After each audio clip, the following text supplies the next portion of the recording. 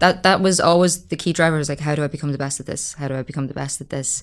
And yeah, I would travel up and down then, like I said, probably losing out on money, traveling up and down, but I just loved it so much. You started from the love of something. You started from the love of getting better. You started from the love of helping people. Yeah. You didn't start from a place of, oh, I'm going to get big on Instagram and then I'm going to have a brand. Yeah.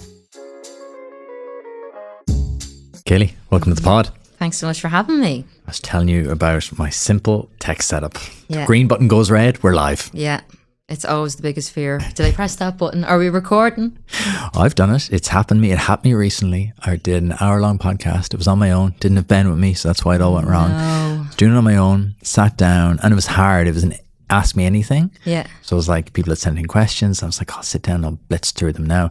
I'd started twice, didn't work twice. And on the third time, got through it, did the hour, went over.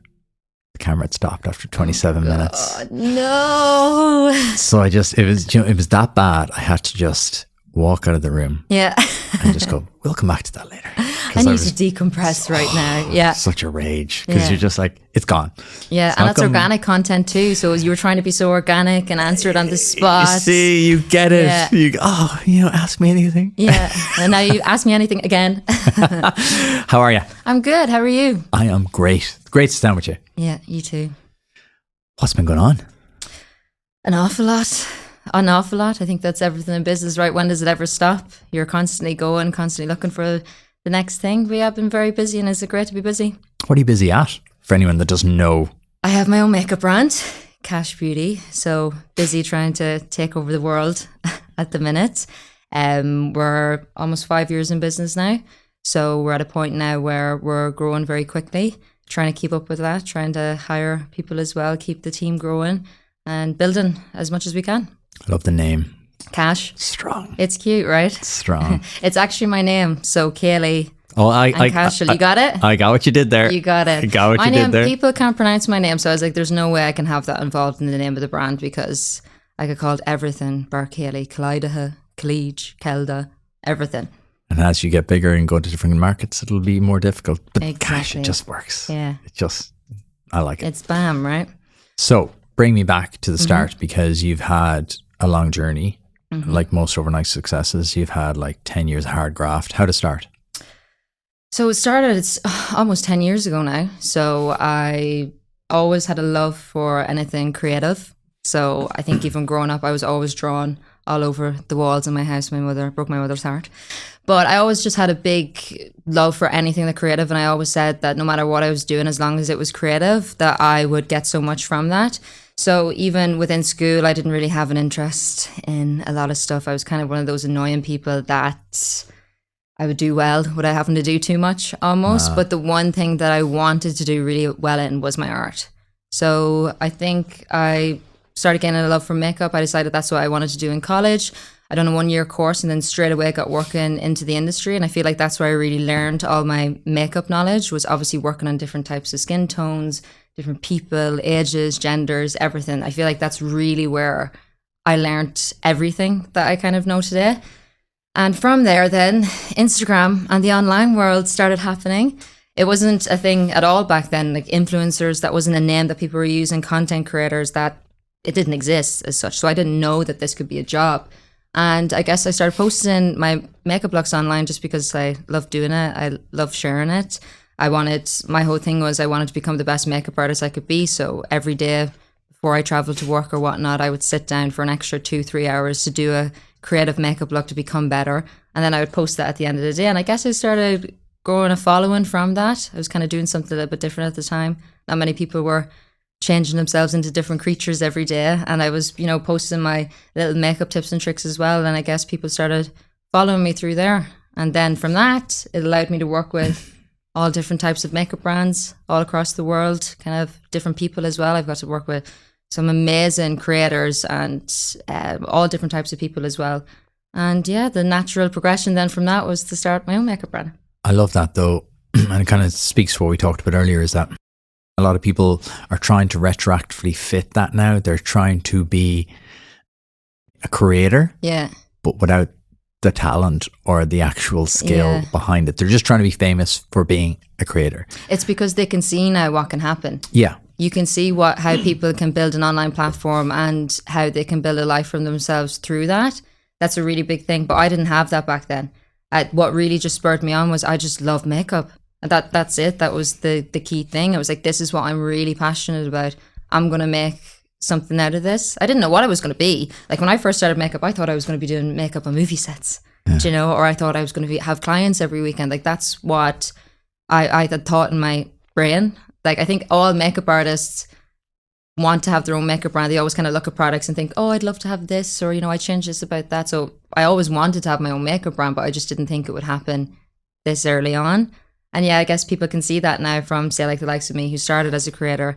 Just a little girl posting her makeup looks on Instagram now has her own makeup brand, you know? But people forget how you started. You started from the love of something. You started from the love of getting better. You started from the love of helping people. Yeah. You didn't start from a place of, oh, I'm going to get big on Instagram and then I'm going to have a brand. Yeah. Like it's almost spun round now. Whereas in reality, and we talked about this earlier, is that like the tide seems to be going out a wee bit on people who are famous for being famous. Yeah. Whereas it's people like you who've built a strong personal brand. Personal branding is one of the things I am the most bullish about over the next 5 years, because I think with the rise of AI, there's just going to be brands 100%. everywhere. Yeah. There's going to be beauty brands, all these different brands, sportswear brands, nutrition brands, food brands. They're just going to pop up everywhere because you can create them in seconds. Like, yeah, it's the people in it though. And I always say this, I always get people asking me, you know, how do I get more followers, or how do I do this, or how do I do that? And I always say, you can get inspiration from other people. That's fine if there's people that you love to watch or you love what they're doing. But at the end of the day, it's what makes you different and what is that thing and that passion that really drives you on. I think for anyone starting a business, you have to have the thing that you love, because it's going to take all your time, all your energy, everything. And it needs to be something that you are so obsessed with that you don't mind giving all your time to. But also the personal story. You're a story. Like you are a founder-led brand. I would consider you a founder-led brand. Like people buy into you, and then as a result, the brand. I think that's the secret sauce for the next couple of years. And if you look at any of the brands who are really, really going well now, there's a real focal founder behind them. It's personal. Because people care about people. Yeah. People don't really care about brands. They care about what the brand can do for them in terms of changing their look or making them fitter. But for founders, they buy into you. They're like, oh, I love her story. I remember when she was back doing tutorials before she go to work. I remember. And you know, people follow you along those parasocial relationships of like, oh, I remember when she used to work here and now she's got her own thing. Class. I get that all the time. But how cool is that? Yeah, I'm actually, because I'm doing a makeup tour at the minute, and I've basically toured around Ireland doing different masterclasses, and I haven't done that since well before COVID. And the people that I'm meeting at these are people that have been following me for the past 10 years, and they're like, I've been following you since you've done this makeup look. I'm like, how do you even remember that? Yeah. But that's really like, this is the thing that was, when I know people say Irish people could be kind of begrudging at times. But when Irish people get behind somebody, they're absolutely like, and I've been so blessed to have experienced that. Like when people, they love shopping Irish, they love actually getting behind somebody. Like I said, I'm just a little girl from the back arse of nowhere in Monaghan, and I've built this life for myself, but through the support of my followers and people who've really built me up and wanted me to do well and have joined me on that journey. Yeah. And the journey is the thing, the 10-year journey is the thing. Like there's no quick fixes. There's no quick followings. It's built over time through sweat 100%. And tears. Yeah. So go back then to when you were starting, you were working. Where were you working? What were you doing? I was working as a makeup artist for a makeup brand on counter. So again, I was getting up every single day. I'd have to travel from Monaghan to Dublin. I was probably losing out on money, spending all my money. You were commuting up and down? Commuting up and down the bus every day, yeah. On the bus as well, a big commute. But I don't remember looking back at that and being like, oh God, I have to go do this, or oh God, like I have to get up. Now, if I had to do it, I'd probably be like that. But I never thought of it back then. I was just so excited. Because you loved it. I loved it so much. I love getting to meet different people. I would go back doing that, no problem. Like working on different people's faces and whatnot. I loved it so much. I would get up extra early. Everyone thought I was mad when I'd come into work, because they'd come in with their natural makeup on, and I'd be coming in with a big, massive cut crease or a huge eye makeup, because I wanted to get up early. I wanted to work on my makeup and become better at it. Yeah. That was always the key driver. Was like, how do I become the best at this? How do I become the best at this?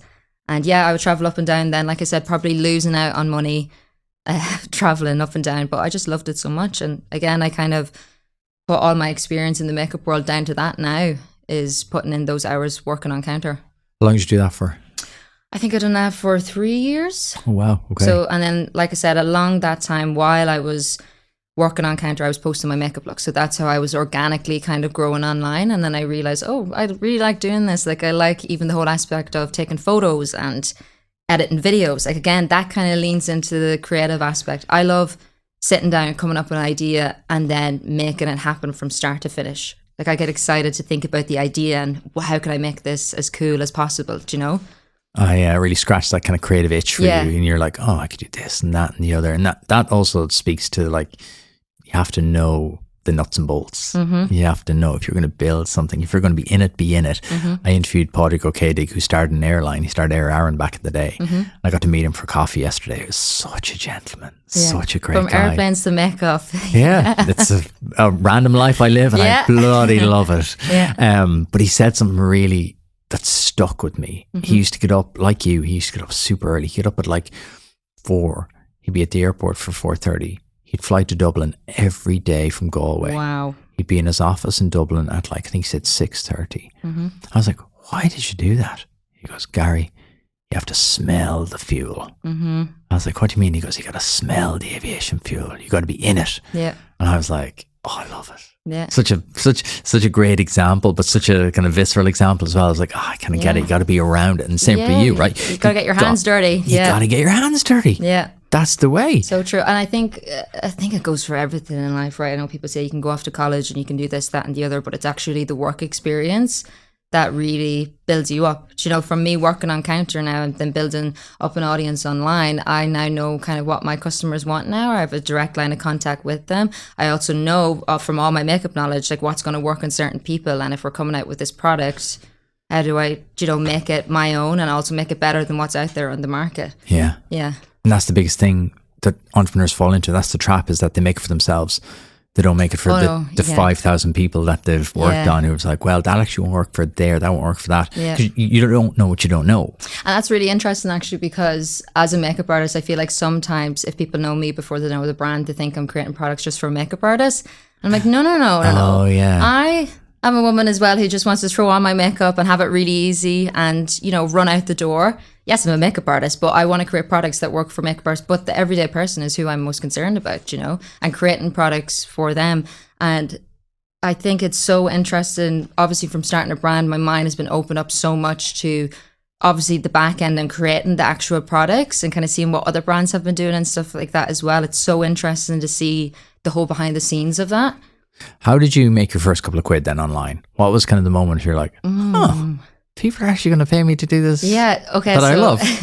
I was working on counter and then I decided to leave and I wanted to set up and do makeup on other people. That's what I wanted to do, have clients every weekend. I bought the chair, I bought the whole setup.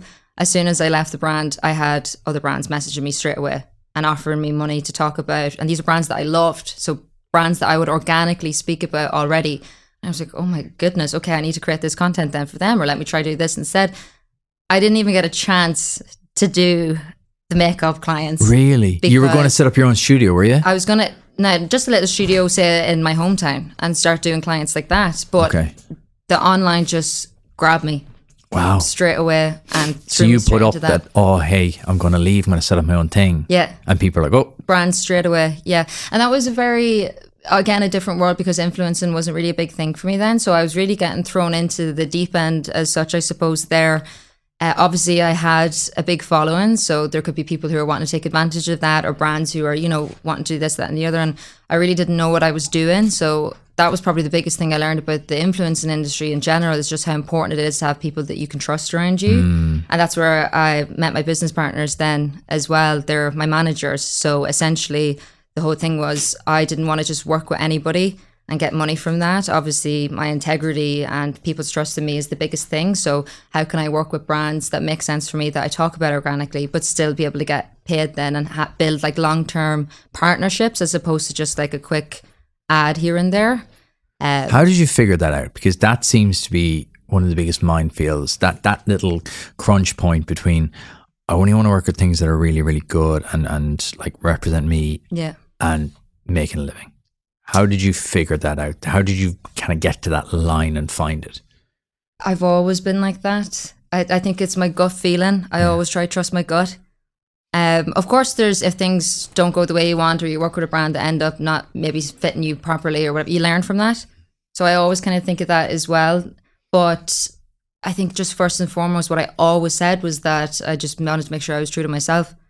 Always. Like, no matter what, it doesn't matter what money you put in front of me. It's like, it has to be something that I genuinely love. And how did you figure it out then? How did you kind of go from having a normal job, getting up every day, doing this, to like, okay, it's Monday morning. What do I do now? Yeah, it's a big change. Yeah. So it is. And you have to be so disciplined within that.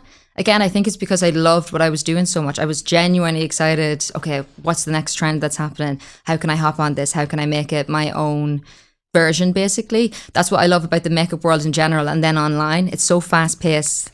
It's always changing. There's always something new that you can learn. So I didn't have time to sit back and do nothing. I had to get up and make sure that I was on it and doing whatever I had to do that day to keep myself consistent online. That was a really big thing for me. So again, finding a big trend, how can I hop on it but make it my own? And again, I think it was just that drive. Once I could see that I could build this life for myself, even though I didn't necessarily know what the end goal was at that stage, I was hooked almost on creating the content and having people's reactions, and then seeing people creating their own versions of the look, or people messaging me saying, this tutorial helped me to do my makeup today. Do you know, or I use this product now that you have, and this has changed the makeup game for you. I was hooked on that. I love that. And that's what like really spurred me on, I suppose. Okay. And so brands will come to you and go, Keilidh, we want to do like this partnership with you. Yeah. Here's what we're going to pay you. Yeah. And then you go off and create content for them. How did all that work? I think a lot of people see these things online. They're like, talk about brand partnerships, hashtag ad. People don't really understand how they work, I think. So let's break that down. Okay, so a lot of the time, how I would work anyways, and I think this is really important as well, it's kind of touched on in any sort of business, but I think especially in the creative world, you're going to be doing stuff where there might not be like a financial transaction at first, but you're kind of building up your relationship with a brand. So say, for example, if there was a brand I really wanted to work with that I use organically, I don't know, maybe if it's shoes or something like that, and I'm like, I love these shoes, let me post some content about these shoes. The brands, and we're after getting so much interest in these shoes. What's happening? Oh, this little girl over here, she's been speaking about it, or this content creator. We're getting really hot in Monaghan. Can someone figure out where that is and what's going on? But yeah, from me posting about them organically, then they could turn around and be like, okay, we've seen you posted about this. People really reacted really well to it. Clearly it's something that's like organic with you. So how can we build on this relationship? We have a new product launch coming out. Have a look at this. What do you think of this? What type of content would you like to create? It's different for every brand. Sometimes brands can be very rigid and be like, okay, this is exactly what we want you to say. Go do this. I always want to put my own spin on it. Of course, it has to make sense for you and your brand. I think that's maybe some things that the negative views people have on influencers, maybe as influencers who don't put their own spin, or kind of feels like a quick... Well, it's a script and you can feel it. Yeah. Because you've heard it 5 times from everybody. From 5 other people that day on your feed, because the feed is so smart now, it'll start to like... 100%. So that's how it works in terms of that. And yeah, it's different brands are different, but like I personally love working where it's easy. If I find it difficult, then it's like, this doesn't make sense for me. Right. It needs to be a brand that I use organically, or I can talk about easily. I know what to say about them, and it feels natural, and it's something that I would talk about organically. Does that make sense? Yeah. Do you remember how many followers you had when you were like, now's the time to go? Oh my God, I think I could have had under 100,000 possibly around that stage on Instagram. So Instagram and YouTube was the big thing then. TikTok didn't happen. And what was the moment? Because this is always the bit I love asking people. It's like, what was the moment you knew you wanted to do it for yourself? Was there a moment, or was this always something in you? Again, I think I was just so driven by makeup. I'm not naturally a very business person. Like I didn't do business in school. It was more so the creative, and that's what kind of spurred me on. And I guess when I realized I could make a life for myself doing the thing that I loved so much and be able to create a business off that, I could see all these brands, making money for me essentially, talking about it. I'm like, well, why don't I do that for myself? Why don't I really build a legacy here for me that I can create a great life for myself and for my family? And that's, I think, the aha moment. I was like, wait a minute, I've been doing this. What's next for me now? Do you know, what's the natural progression? And it was for me to, start. There's a beautiful evolution to your story, like from starting out on the counter to then doing your own thing with the brands, then working your way through and gonna learning. Like you you've paid your dues. Yeah. You've kind of gone through each step. And I love your point there about like, it's the work experience. Yeah. I think that's so important. Doesn't matter what you want to do. Really doesn't. Like, I do a lot of work with students, and I was down in UL last week, and they do this amazing new program, ISC program for people who want to work in computer studies. Okay. And it's half and half. So come in and learn, they go out and work. Come in and learn, go out and work. Come in and learn. So important. And it's just 50-50 split. That's the future of education. I think no matter 100%. What you're studying, I don't care what you're studying, that should be the model. Yeah. That 50-50 split, because nowadays in the world, like, imagine you go into college now for 4 years. Yeah. You come out in 4 years, what you've learned in year one is now redundant because the world's moving so fast. And it's those skills, it's those hours you've spent communicating with people. Yeah. And this is the thing is, I don't think you need to have it all figured out as well. And that's what I kind of say to anyone who is looking to start a business too. It's like, if I had waited for everything to be perfect or for me to know absolutely everything, I never would have started. I think you just have to kind of get stuck in, know what your passion is and know what you really enjoy and what you love. But obviously you have to put in the work as well, but you don't need to know everything. When we first started Kash, we had no experience whatsoever. You know, I had this passion, I had this dream that I wanted to do, and I was going to put everything into it and make sure that the quality is absolutely perfect. But you learn as you go. You really, really do. We had no one working for us at the time. It was just literally just the three of us, like any startup business. I think it's interesting too, because I feel like people might have the perception of me because I'm an influencer or content creator that's a little bit different for me. But anyone who starts up a business, you have to get stuck into the nitty gritty little bits and pieces. I was out varnishing PR boxes. Do I look like someone who should be varnishing anything? Absolutely not. Creative, Kelly. Yeah, creative. True. But you just kind of need to get stuck into those things. So whenever I first started, obviously my main point and knowledge was obviously makeup. And then I learned so much about the business, obviously, from just doing it. But I really leaned on my business partner for like more so the logistics side of things. And I was really focusing on the makeup. But as an influencer then as well, of course, it gives you a leg up maybe on certain, I don't know, situations. Obviously, I had an audience there already that were ready to kind of buy my products, but it also comes with a lot of pressure as well, as in I need to get this right first, like straight off the bat, because I've got all these eyes on me, and people already have a perception of influencer brands, so like I need to come in swinging. And it's very funny because we were actually talking about this the other day when we first brought in our first shipment. So the products get inspected over in the lab. We have a team over there that inspects them as well for us, which is unheard of. And then whenever the first shipment came in, we actually inspected that ourselves then as well. We were wearing hairnets, gloves, lab coats, everything. We inspected every single one of our first products before they went out, because I was not having anybody be unimpressed or not obsessed with what they were after purchasing. That kind of perfectionism and, okay, this is my first impression I'm getting. People are having into my brand. It needs to be absolutely perfect. It takes courage and belief in yourself and your business idea to take the step to set up your own business.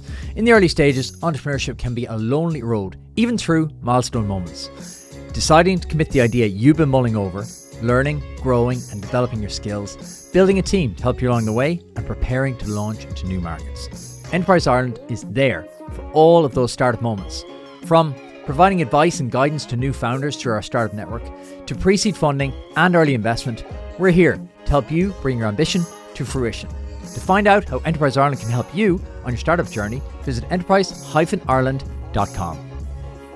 Nostra, an Irish IT company, offers world-class managed IT services, cloud solutions, IT support, and more, all tailored to meet your business needs.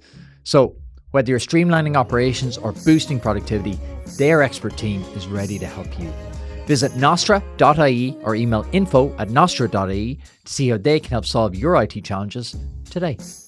Before we dive into today's episode, I want to share a game changer for your business, Azure Communications.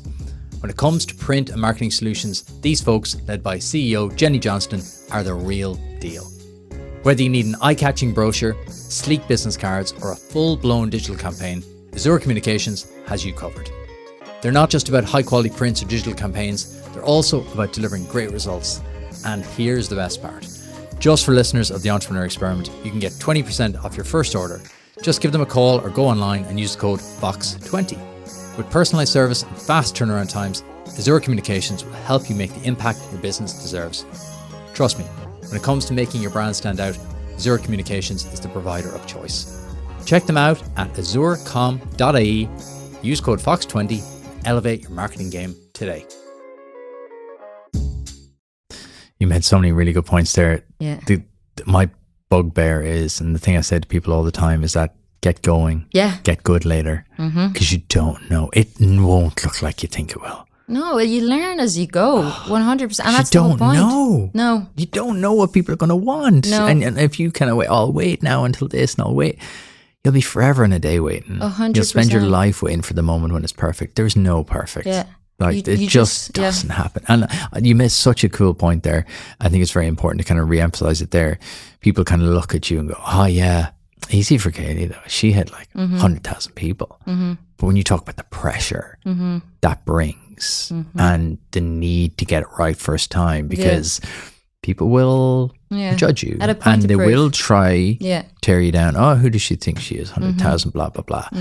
So like, there's no easy way. No. Like we chatted earlier over coffee about like people look at other people and say, oh, it's easy for them because, or, you know, oh, they'll do it because they've got money or blah, blah, blah. The Kardashians, things like that. Yeah, they're the biggest example I can There's think of. no guarantee it will work ever. No, 100%. That's the thing, like using the Kardashians as an example. They've got all the money in the world, all the resources in the world. They've done so many brands now at this stage. And it's just now that Kim has Skims that's kind of really sickened.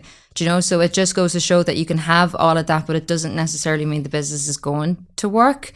Of course, there's things that are going to benefit and make certain situations easier, 100%, but it's not going to guarantee success in the long term. When did you decide to launch Kash? When were you like, right, we need to move away from this model into this other model? Because that's hard too, because you're probably doing really well. Yeah. You're like, oh, here I am now, I've developed this thing. It's how do you leave the good for the great? I think I was kind of looking at my life as well and being like, okay, well, what's the next step here? Like I was saying, I'm always kind of chasing something else. I'm like, okay, I've done this now for a few years. What's the next thing that's going to really excite me? I love learning new things and kind of excelling in those kind of stuff. So I was like, what's the next thing I can do? I really got a hunger for creating products. And I loved that. That kind of lit a fire in my belly. I loved how it made me feel seeing people using my own products. And I was like, okay, how can I do this for myself? I'm making all, like I said, all this money for these brands. How can So you were doing collaborations where you were developing products with brands. Yeah. Ah, okay. So okay. I've done that, and that kind of, like I said, lit a fire in my belly. I actually worked with one of the biggest brands in the world at the time, Morphe. I'm like, how did they find me? It was from me posting organically about them online all the time. Then they reached out to me and they were like, we'd love to have you as the face of one of our palettes. I was on billboards across America and stores across America. It's madness. That's cool. Talk to me about that. Yeah. So again, like I said, I was kind of organically mentioning this brand online. I was posting about them every single day. Again, no financial transaction going on. There was just a product that I absolutely loved. And they were looking for different creators. They had that kind of style where they would team up with different creators an awful lot of the time and kind of bring them in and bring in their audiences and open themselves up to new audiences. And yeah, they found me. They obviously seen me posting about it and they were like, we'd love to work with you in some sense. And they were coming out with a palette with 3 other creators. So the 4 of us were kind of like the face of the palette as such. Yeah, it was That's really cool. Incredible. Like it just, and it's funny because at my makeup shows, people would ask me, who's a brand you'd love to work with? And I always said Morphe. And little did baby Keilidh know that she was going to be actually collaborating with literally the biggest online makeup brand at the time. But how special is that? Like that, It's like wild. we talk about social media and there's loads of negatives, but my God, it's special when something like that happens. When it clicks, yeah. And like I said, something that I would never, ever in a million years think that would happen. It's just crazy. But again, the feeling from that though, seeing people being like, oh, I love this product. Like I use this every day now. This has helped my confidence, or this makes my makeup so much easier. That is my why. When people say that to me and they're like, thank you so much for doing that, or this is my favorite product. Like I wore this on my wedding day. Yeah. Or my favorite thing, actually, I love when I'm going out.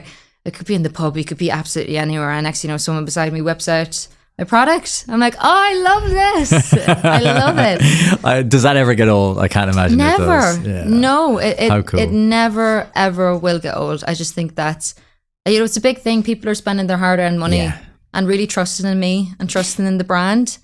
And yeah, I just think that's incredible. That's so cool. Yeah. And I think that's really special, that like social media can kind of cross all these barriers and boundaries of like, you get to work with your dream company. Did that then give you the kind of, not the blueprint, but that give you kind of the confidence, I suppose, to then go, do you know what? I reckon I could do this. It lit the fire 100%. Yeah. And like I said, my management, my business partners, obviously I wanted to have my own brand. I just didn't know that I'd be able to start it so easily. And I remember he asked me, he's like, well, why don't you do it? And I couldn't answer him. I was like, actually, there's no reason why I shouldn't be doing this right now. So let's get the wheels turning. Let's start it. And that's how it all began then. It's again, I've learned so much though from the industry. I really didn't know about the back end of it. I knew about creating the products. Again, the makeup, that's easy. That's really easy for me. The back end, it opened my eyes to an awful lot. So we actually went out to the factories. A lot of people don't do that until they pick their factories, but I wanted to go out and meet all the factories first before we decided who we were going to work with. Because again, perfectionist, I was like, no, this needs to really make sense.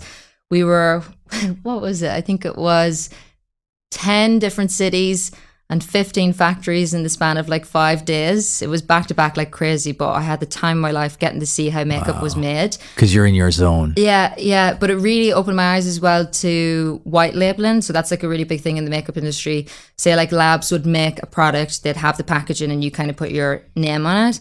And I think these labs kind of got a bit of a fright whenever they seen me coming in, because they were like, you're very picky. I'm like, I don't want something that you're after making. I want what's out there. I want better. I want to create something new. I want something that is going to excite people. And using my makeup knowledge that I've learned for years, how can we come out with something that's really exciting or really, really cool? And like I said, even our quality management is ridiculous. The lab do their own inspection, but we have a team over there as well that do their inspection on the ground before it even leaves there. Okay. But yeah, really interesting to see the back end of it and how all the products are made. Like, I just love that. Was it a steep learning curve? It was, again, because I think the more of the learning curve was actually probably getting the products into Ireland then. So I think, again, because that was the makeup I'm good with. I know everything I need to know with makeup. You can't test me on that. But then when it came to, the logistics, like I said, we'd no kind of business experience at this point. Instead of being afraid of that, I was kind of like, right, okay, well, how do we learn? And we learned very, very quickly. We were very naive, I would say, at the start, definitely. We had this tiny little room that we were like, well, this is where we're going to do all our packing from. And then the first shipment came, we were like, half of that won't even fit in that room. Half of that won't even fit in that room. So we had to learn very quickly.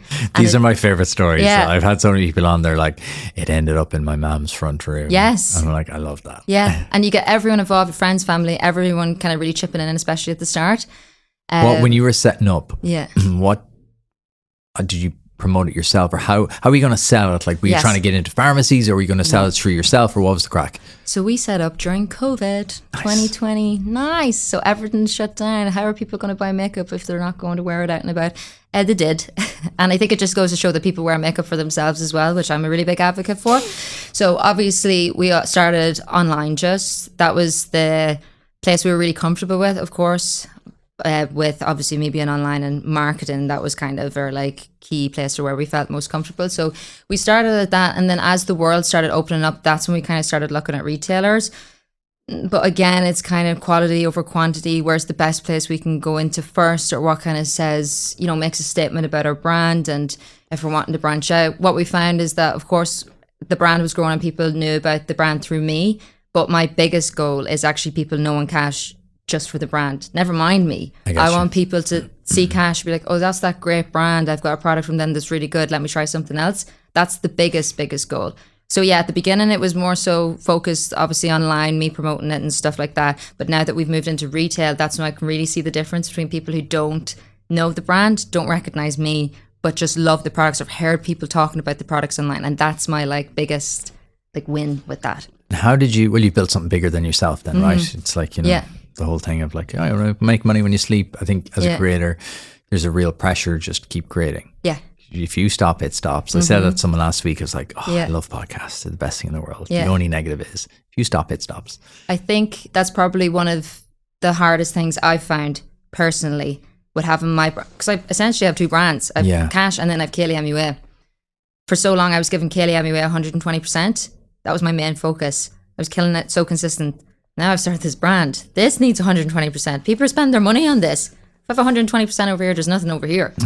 So it's actually kind of trying to see how they work together more seamlessly. Yeah. I feel like, but again, I feel like that's probably one of the hardest things is whenever you start a business, you get so stuck into it and you're so used to doing all the little nitty gritty things that when you get to the point where you're like, okay, I need to step back a little bit. I've hired these people to do this. I think you get so used to doing everything that it's kind of hard then to take a step back and like let someone else, they're the expert in that, let them do that. And how did you do that? I think you've summarized it beautifully there, like that transition between, 120% here, 120% here, and then also trying to have like some sort of a life, some sort of balance.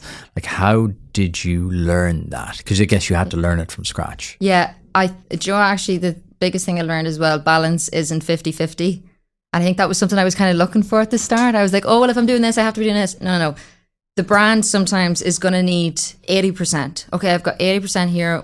What can I do personally or Keilidh MUA that makes sense then? Because at the start, I was putting so much energy into the brand Kash and then I was getting so annoyed at myself because I wasn't keeping up with Keilidh MUA. But it's like, but you're putting all this time and energy into this. So there has to be a compromise somewhere, or, what you kind of expect from yourself when you are putting 120% into something. I like that. Sometimes the business demands more. Sometimes I need to be working this much with it and this kind of needs to take a back seat for a second. But then I know when this comes down that this can come up.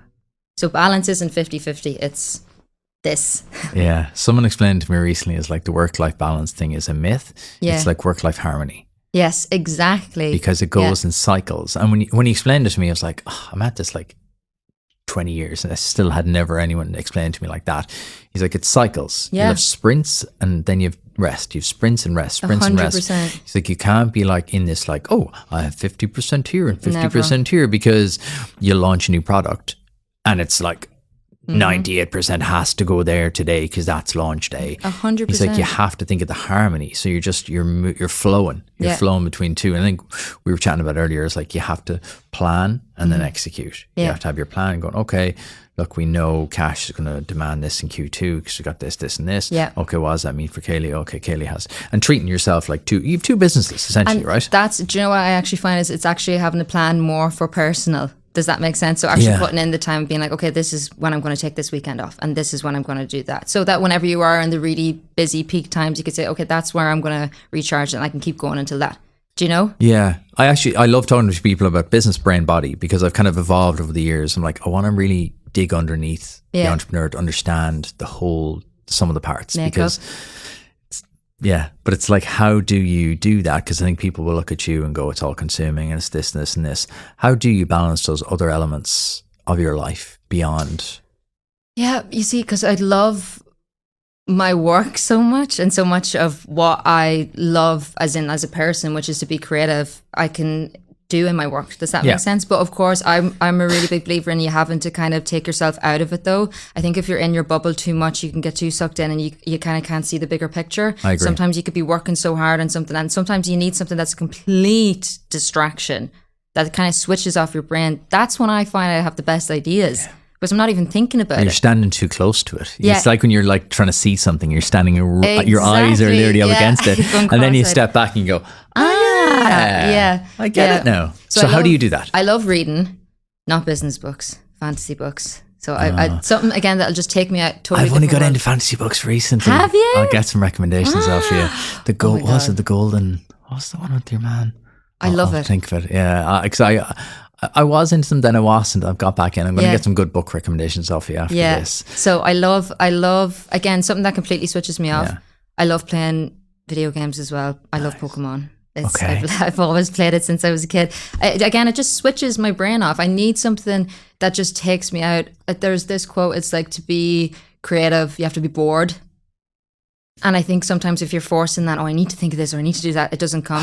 If you're sitting in the room with the whiteboard, I was doing it yesterday. Yeah. Sitting in the room with the whiteboard, staring at it. Yeah, just waiting for an idea. Yeah, I was grand for about 45 minutes, and then my creativity just plummeted. Yeah, and I was like, oh, time to leave now. I find that's probably a really hard thing as well as a creative, and I'm mixing with business though, is the balance between being a creative and knowing that, okay, I know my best ideas come from this when it's not forced, but then also you got a business here that needs this from you. So you need to find the way to be able to do that and also that. So I think switching off for me is a really big thing. Something that I try to do as well, obviously I'm in the office like 5 days a week with the guys, but I'm trying to have key days that are just for me, where I don't necessarily have to talk or like have meetings with any of the guys within Kash, because for me, I like give my energy to people. Do you know, when I'm around and the people that's working with me, I'm always over and like with them in that sense. So I need to kind of be in myself to come up with ideas as well. So I need me time. That's a really big thing for me. I need me time. What do you do in that me time? Like that, either read or else play my game, or if it's within work, it's more so kind of looking at different things that I would get inspired by. So say for makeup, I actually don't really like to look at other makeup brands as such to get inspiration. I love looking at other brands. I always say that it's like I never look directly at what's going on. Obviously, you need to know what's going on in your world. You need to know what your competitors are doing. But I always say it's like, look, don't stare. So you know what's going on, but don't look at it for too long, do you know? So that you don't get distracted by that. And yeah, I think, again, because so much of what I do is still fueled by online, I'm constantly looking for other trends that people are doing, what's like fun, that I feel like could make sense for the brand to post about. How can I show the behind the scenes a little bit more? Something I'm really wanting to do. Again, kind of opening people up to the personal journey, I feel like, a little bit more. Look, don't stare. Yeah, look, stealing don't stare. That. Yeah. People ask me, what podcast do you listen to? And I'm like, really like football, and just random stuff. Because again, I'm always afraid of mimicking, always afraid of just becoming, and not like you, I don't really look at the business world. I look like the fitness world, sport world, the really slick branding world. I look at that and go, how could I take that campaign from Nike and make it my own? How could I like bring that design 100% from Rimowa and bring the Rimowa aesthetic into podcast? Because there is a danger of sitting. If you're looking sideways, you're not looking ahead. That's kind of how I think of it. You're not focused on yourself. And I've always been like that, though. I think even within the creative industry, I always believe there's enough followers and there's enough everything for everybody. I've always collaborated with other content creators. I love that. I love human interaction even within that. I feel like you can learn off each other. And I love seeing other people doing well as well, though. Do you know? It's win-win. I'm exact same as you. Like, there's enough people in the world. Don't be petty and precious about like your little garden. There's enough. I don't think you'll get far, though, if you are that way. Does that make sense? They only get to a certain point. I always see this, like, and you see people do stuff to you and you're like, why would you do that? That's such an odd short-term view to take. And it's always people that aren't that good. Yeah. They're people who've but they feel like Keilidh has to lose for me to win. Yeah, I don't think, I think that's a loser's probably mentality then as well. It is. It's the scarcity mindset. Yes. Yeah. Oh, there's only 100 eggs on the table. I want to have all the eggs. No. It's bizarre. And like, winners focus on winners. Winners focus on winning, losers focus on winners, right? Yeah. It's that thing of like, you have to be forging your own path, because you would never come up with Kash. You were just like, 100%. I'll slap my name on a product. And it's, exactly. And you can see whenever brands do that, though, that it doesn't last very long as well. And I also say as well, especially with Irish people are great bullshit detectors. Oh, it's through the roof. They could just tell it like a mile off straight away, you know? Because we come from a place of skepticism. Yeah, exactly. Irish people come from, it's not like the American thing of like, oh wow, it's amazing. We come from a place of, what's the story with that? What's going on What's there? the story What's there? She really doing? What's she up to? Yeah. 100%. I get it, yeah. So the first launch, talk to me about that. I'm always fascinated by like the first day, the first launch. Like, talk to me about that, like that first product that you launched. What was it? So we had an eyeshadow palette, we had 3 lip kits, so it had lipstick and a lip liner in it, and we had eyelashes. So it was very much a sign of the times. People were kind of wearing a little bit more makeup then. And again, it was something that I was really comfortable in as well, was the color cosmetics. So very much the eye makeup, all about colors. And it was what my followers loved as well. Basically the first thing though, and a big thing about Kash as a brand as well, I want to create makeup for absolutely everybody. So how can I create products here that everybody can use? It's not necessarily just to one person or one skin tone. It's like, this suits absolutely everybody. So it was really, really important for me from the get-go. Yeah, like I said, we were just very naive. God love us. When I think back to where we thought we were going to set up, the bank account, though, I was funny, we were talking about this as well the other day, when we were literally just about to launch Kash. So we had all the products in. Of course, when it's kind of a product business like this, you're spending all your money. it's scary because you're putting all your money away and you don't know if this is going to work, and you've suddenly spent all this money and you're waiting to launch before you actually make it back. I think that it was literally close to zero in the Kash Beauty account when we were literally just starting. So you had to personally fund all the stock. So you had to pay for all the stock Everything, out, yeah. and then you're waiting. Okay. You're waiting for it to actually go on sale to see the return. You're sitting there, oh my God, is this going to work? Like, it has to work. We're after spending all this money. We have to make this work. And it's funny, again, I think people think that you're sitting in a big office and it's all this stuff going on, when in reality it was myself and my business partners sitting around the kitchen table. We're like, oh my God, we're live, like we just pressed live, and like seeing all over the world where people were tuning in from as well, and like seeing them on the Shopify app was insane too. Just country. Do you know what? I've learned an awful lot about business, but an awful lot about geography as well since starting the brand. There's places I've never even heard of that Kash has been sent to. How cool though. Yeah. Oh no, it's incredible. It's like just ridiculous, to be honest. What did that first day feel like? It's just ecstasy. That's it. It's just absolute craziness. You're after spending all this hard time working on a product, really putting everything into it, spending all this money on it. So there's that kind of fear but excitement at the same time, and you know, you're revealing all your hard work and something that you've really put your heart and soul into, and you're kind of putting it out there to everybody. And I'm not silly. I know that obviously in the world we live in, everyone's not going to love everything that you do, and that's completely fine. I think especially I've learned that from my content creator, you know, era, that people aren't going to love everything. But I was so confident in what I had put into it and knew that I'd put everything into it, and there was no wiggle room for any mistakes to kind of happen. Like I said, we were checking all the products and everything like that, but it was, yeah, incredible to see everyone's reactions and just how much they supported me as well. It's just, there's no word for that. What do you wish you knew, or what do you wish you could tell yourself back then, if you could go back like a couple of days before you launch? Go, this is going to happen, but don't stress out, because why? Because it all works out. I think you need to trust in yourself a little bit more, that you've put in all the hard work. You did it. Like you've built yourself up to this point. You've made sure, yes, there's some things you don't know, but you're going to learn it as you go, and that's absolutely fine. But you've put in all the hard work. The main thing that you've worked for over these years, learning about makeup, that's all built up to this moment, I suppose. Back yourself. Yeah, 100%. I think also enjoy the moment a little bit as well.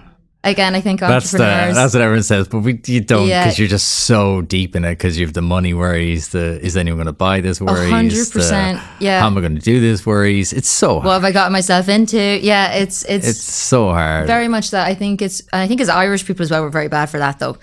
Do you know? Sure, it's grand. Oh, it's grand. It's grand. No worries, just signs $1 million deal. Sure, it's grand. Sure, yeah. Yeah. Sure, no, we are. Weather though. Yeah, like, yeah. Do you know? Yeah, it is. And look, it is hard, and you kind of have to like bring yourself out of that a lot to kind of go, oh no, this is good. We have the fear. If we're honest, we all have the fear. Oh, we do. Like, oh yeah, that's good. But you know what's better? This, or oh gosh, and you really need to get to there. Yeah, it's what drives you on. Not falling into the when-I disease. Oh, when I get there, I'll be happy. Not that at all. No. But you constantly have to be on to the next one, because that's what keeps you alive. That's 100%. what makes you survive and evolve and build new things. You touched on something there that I want to ask you about. How do you deal with negativity online? Because you've been in the online world. Because I was running this morning and someone was like, I saw your TikTok there. You get a bit of hate, don't you? And I was like, this is so funny. Yeah, a bit. But like, to be honest, anyway, I'll give my point on it in a while. How do you deal with it? Because you've been through the evolution of it, right? You've over 10 years in it now. How do you deal with it?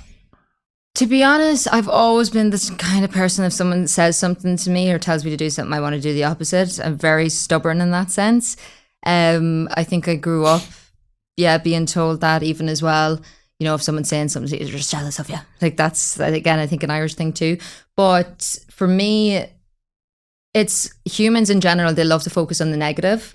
Okay, so if I'm getting 100 comments, 99 of them are good and one of them is bad, and I'm putting all my energy into the one negative comment, I'm actually doing a disservice to the 99 people who took time out of their day to comment something nice. So that's how I kind of flipped it around. I actually kind of took myself out of it and kind of looked at, okay, well, these people are, you know, wanting to support me and stuff. Why am I going to give my time and energy to somebody like this?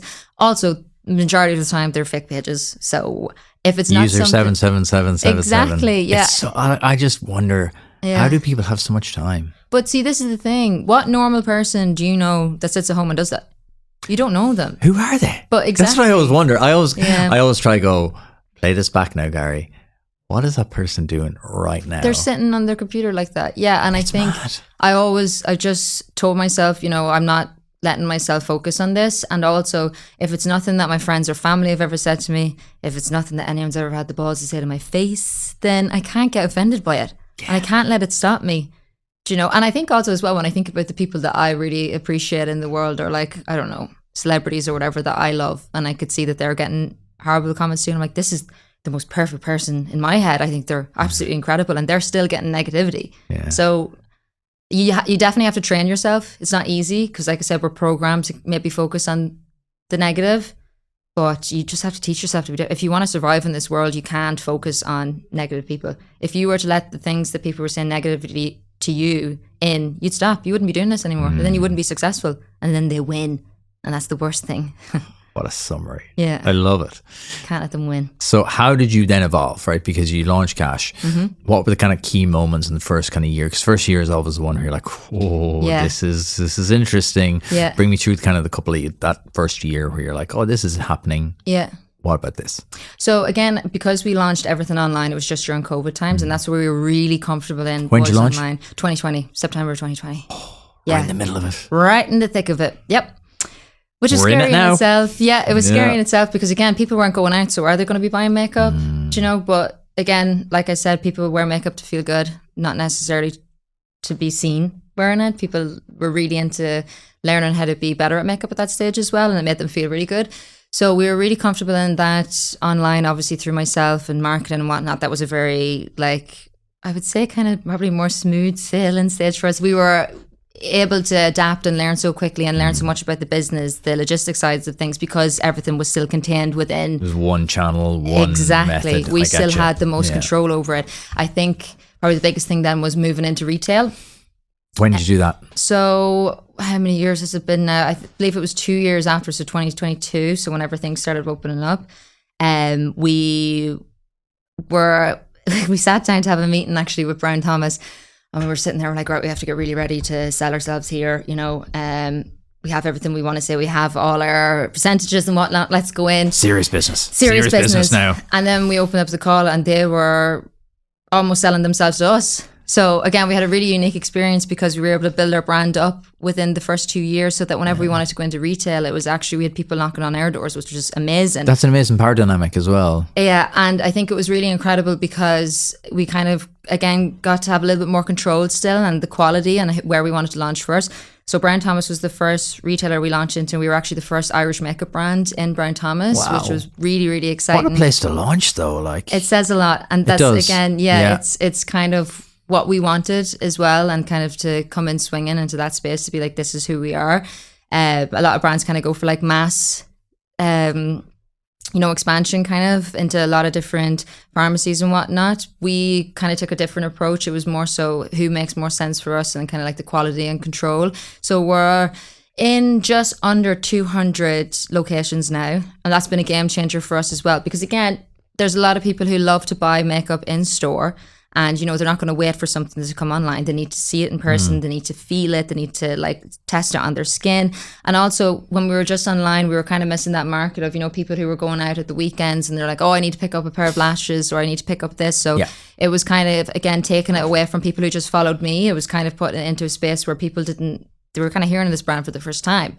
What is this? I need to try this. Let me try this out. And you want to meet people where they are, right? Exactly. That's the thing. You want to be where people are. And it's like the podcast. I don't mind whether people watch TikTok clips or Instagram or LinkedIn or sit down on YouTube and watch it over an hour or listen. I don't mind, as long as we meet them where they are. 100%. And it was a massive investment though as well, once to actually put it into store. Like, that was huge. So why is that big? It's because you have to make the actual stands. Like, it's so much money to even have them made, and then you're stocking all the products within it then as well. So you're paying for the stands in itself too. Right. So you want to make sure that the retailers you're going into, that it makes sense, and try not to overpopulate yourself probably in the one place as well in between it, and really trying to figure that out. There's still more places for us to grow in Ireland, which is really exciting. But yeah, once we kind of went into retail, that really kind of opened us up and kind of took the pressure off online. Okay, a little bit. So what changed for you? I think that's the interesting thing, is that like online is not simple, but you kind of understand, right? Yeah. Oh, we're online, click, order, ship. when you went into retail, like what was the changes? You're like, oh, this is totally different because of why? Like apart from the stands. Stands is a really interesting example because you don't really think of that. You're like, oh yeah, someone has to make them, pay for them, get them there, stock them. Yeah. A lot goes into it. That's a massive thing actually as well. Our whole kind of business switched because even how we were ordering products in just to sell them online. No. Now you need to order thousands more because you have to make sure that these stands are fully stocked the whole time. You don't want people going into a stand that doesn't have any products on it. Yeah. So the whole business kind of changed within that then because you're supplying obviously the different retailers as well. So that was a big learning curve then too. And a lot of the places that we're in say they will have specific times for launches. So it's not kind of like, oh, we can launch whenever we want. This is when we want it. Oh, that shipment's delayed. No problem. Sure, we could just push it out a week. No, these we need those products in. This is the only time we have to get your products in.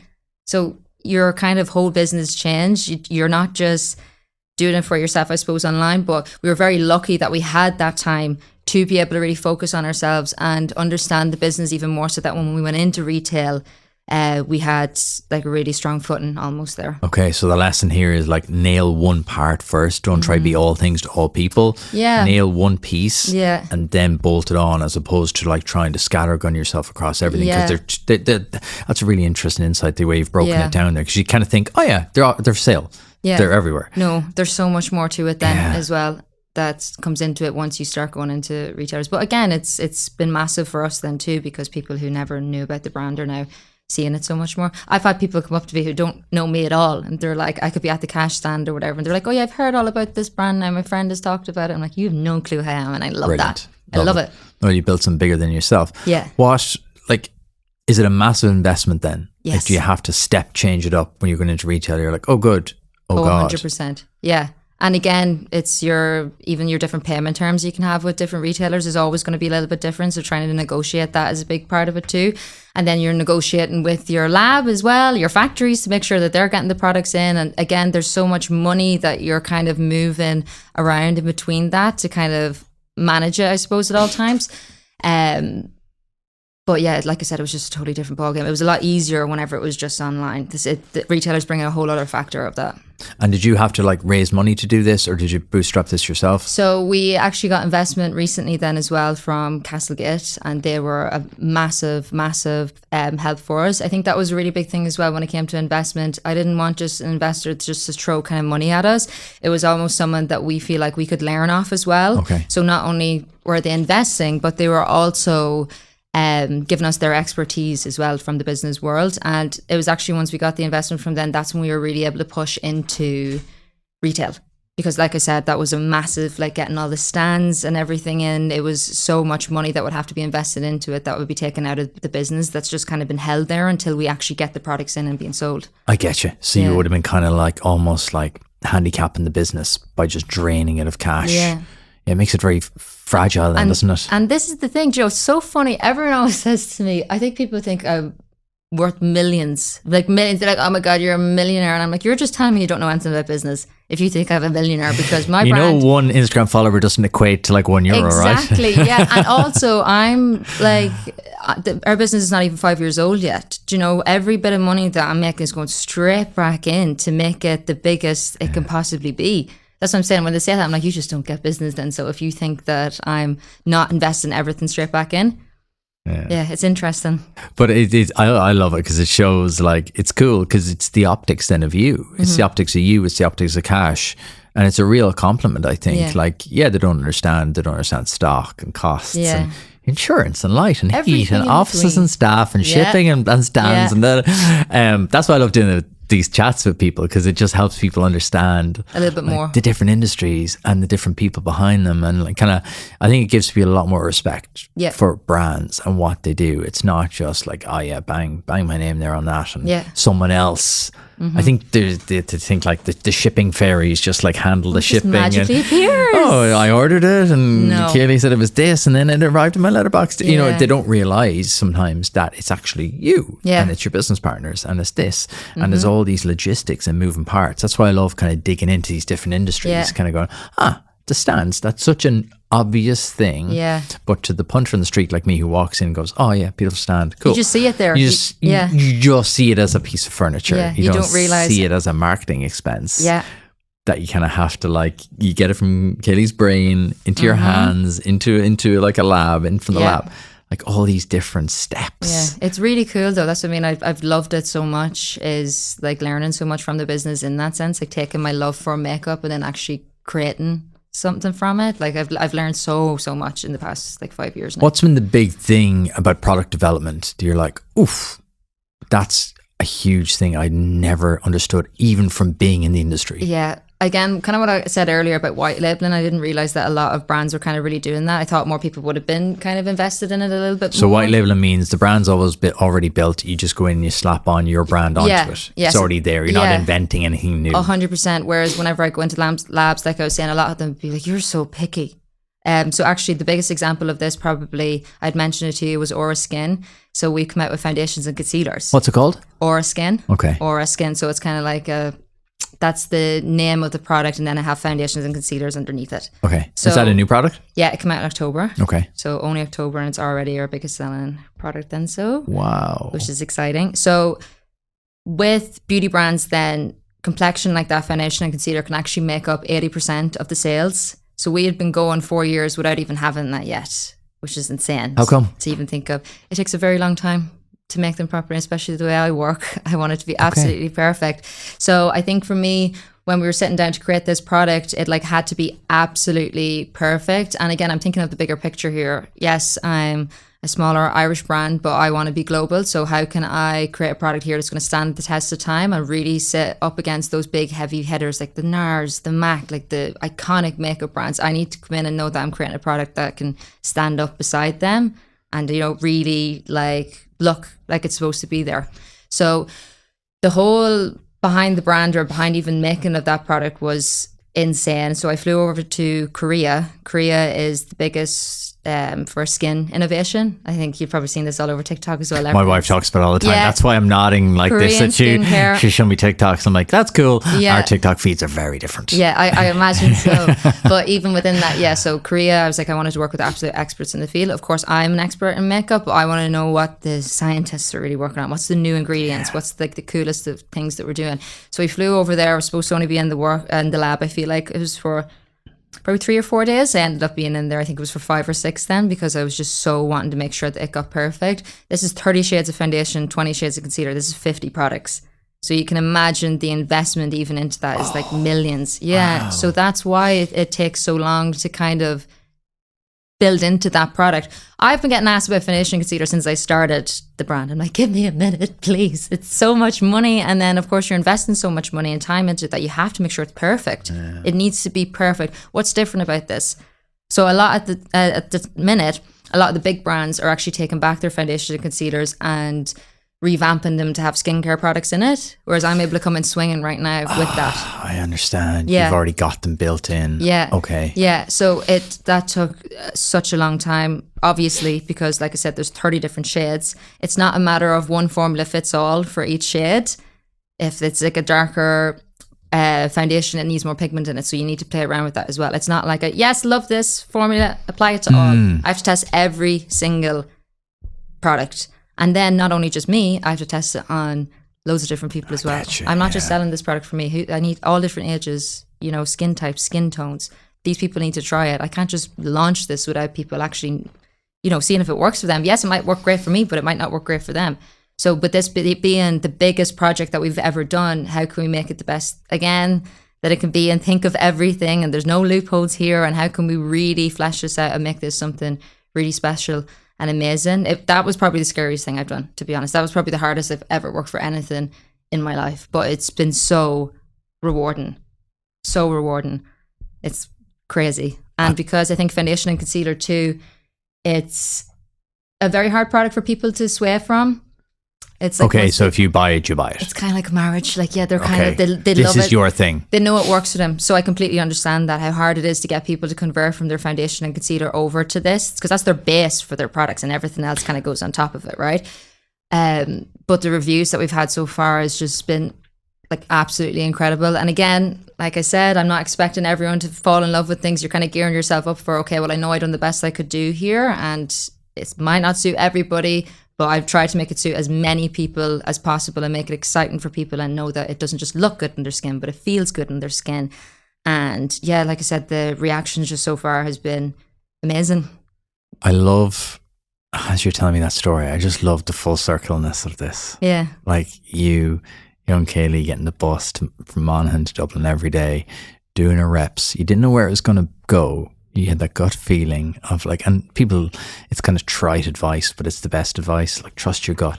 I don't know what my gut's saying, but you got to go deeper. You got to kind of go, sometimes you got to do the work. And you've referenced this like throughout the chat, is that, I didn't know there was going to be a financial payoff here, but I just knew I loved the product. I didn't know there was going to be a payoff here, but I really wanted to do it.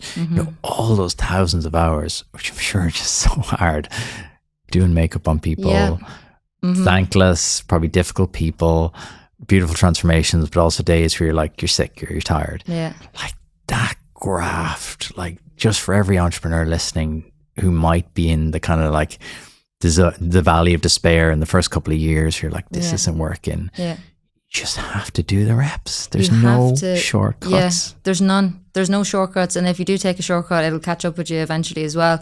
I really think if you find something that you really love, like I really do believe in that, because a business takes absolutely everything from you. It's going to take all your time. It's going to take all your energy. It needs to be something that you're obsessed with and that you want to create and create the best that you can. Like that's what's going to kind of drive you and spur you on. Like baby Keilidh wouldn't believe any of this stuff has happened at all. If you were to tell baby Keilidh this, I think she'd faint. Do you know, like this was never the plan as such. I just knew, like I said, I wanted to be the best makeup artist I could be, and anything that I kind of put my hand to at that stage, as long as it was creative and I enjoyed it, I want to be the best at it. So yeah.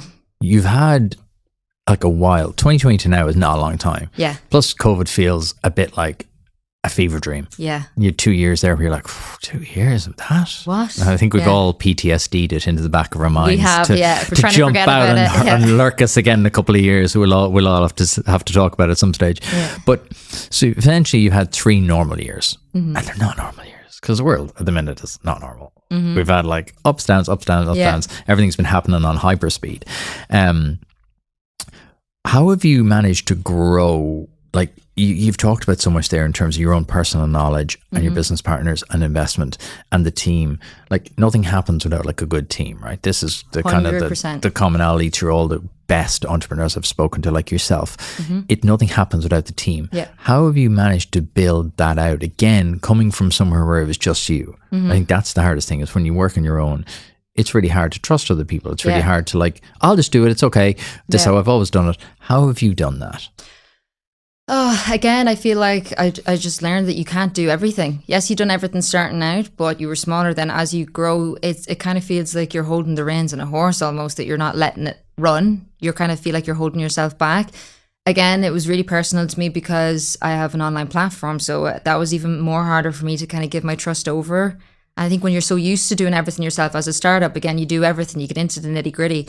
But I think it's really about hiring people who are experts like in their field, and who are just so driven and passionate and really believe in what you're trying to do here. Like some of the people we have working for us now, I'd be laughing at them in the office. I'm like, is this your brand or mine? The way they go on, they're so passionate about it, and they just really believe in me and what I'm trying to do here with Kash and what we're trying to do. And it's just, it really is everything. I think once you have great people working for you who you can trust, that allows you then to be able to focus on what you really need to be doing. Do you know? So instead of being involved in all the nitty gritty little things of the business now, it's like, okay, my main thing, product development, obviously. That's what I need to be more so focused on. That's where all my time needs to go. Marketing then as well, but we've got a great marketing team. But how can I focus then back on Keilidh MUA that builds up alongside Kash? It's kind of taking yourself out, again, of the bubble when you're standing too close to it. What do I really need to be doing here? And having these people that give you the confidence to know that that's being looked after is massive. And like finding those people, how do you find them? Because that's what everyone else says in the minute. Oh, Gary, it's so hard to find staff, and when you keep them, it's so hard to keep. When you get them, it's so hard to keep them. Yeah. How have you done that? Again, I think it's being really open as well, probably with your staff. And again, it's the kind of passion part of it. I think people can learn whenever they come in. So I know that's a big thing whenever we're even hiring people. It doesn't necessarily have to be to do with the credentials or, you know, experience. It's more so experience, but then also the drive and the passion is a massive thing. You can get so much more from somebody who is like so driven and like passionate about the brand and wanting to push that forward, as opposed to maybe someone who has, like I said, more credentials, but maybe not as driven by it. You know, that's who I'll always gravitate towards more, and as the brand will always gravitate towards more too. Because you hear a lot of startups, like so many startups have said it to me, they're going, oh, we're doing really well, and we started to grow the team, and we thought we needed like these experienced people, and we got them in, and then realized it couldn't work without like monster budgets. Yeah, and that's hard as a startup. Yeah. Then actually, two of the people that he first started was our first 2 hires. They're still with us. Yeah, and they, again, a lot of people in our team travel as well to be able to come down to the office and work as well. I think it's about creating that great environment for them too. Where's the office? Mullingar. We had to give that a shout out. Come on. Mullingar. So I'm a Monaghan woman. I'm in Westmeath now though. But yes, I moved down whenever we were starting the brand. It made more sense. That's where the warehouses were going to be. That's where the offices were going to be. So it made more sense for me to move down. Why Mullingar? That's where my business partners were. Okay. And it's closer to Dublin as well. Obviously you're paying extortionate prices in Dublin, so it's nice to be a little bit outside of it and still have the access to it. And yeah, I'm a country girl through and through as well, so I think it suits me more so there too. There's a reason. I'm not just been nosy. There's a reason I asked this question, because I feel one of my gut feelings is the personal branding thing is I'm bullish on, but also the other thing I'm bullish on is that being able to be more location flexible for companies now. Before, Dublin was like a Hoover. It just sucked everything in. Yeah. It sucked talent. It sucked companies. It sucked money. Whereas I feel, my gut feelings, I'm trying to figure all this stuff out. I'm trying to like write every day now, kind of going, what am I hearing? Because I'm hearing so much brilliant stuff from people like yourself. I'm like, how do I kind of synthesize this and figure out what the hell's going on? Yeah. One of the big things I feel is that companies don't have to be based in Dublin anymore. And I'm using Dublin because that's where we're sitting right now, and it's the Irish example. But I just feel like location is less important. Who you are with is more important. The environment you create, that's what I talk about the studio, like Ben creates a beautiful studio. That matters. I think you're able to come to Dublin for like a couple of days a week if you want. That's what I do. I commute in and then I go home. I just feel what you're doing seems to be the new model. Yeah. It just feels, I don't think you have to be, because of the pressure you're putting yourself under. Yeah. And people are commuting the opposite way. That's cool. So talk about that.